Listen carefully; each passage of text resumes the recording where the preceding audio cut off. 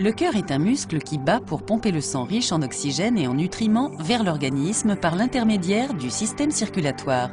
À l'intérieur du cœur se trouvent 4 chambres qui recueillent le sang puis le répartissent vers les poumons et l'organisme.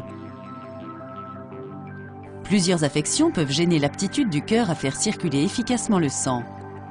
Des anomalies ou des maladies du muscle ou des valvules cardiaques peuvent entraîner une insuffisance du cœur à conserver une circulation sanguine adaptée.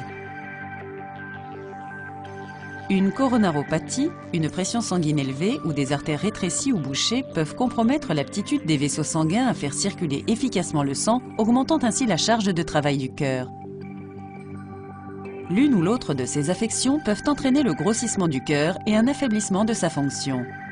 Enfin, le cœur défaillant ne peut pas évacuer par pompage la quantité de sang qu'il reçoit. Cela entraîne l'augmentation de la pression à l'intérieur des chambres cardiaques et du système veineux, ayant pour résultat une accumulation de liquide dans les tissus corporels.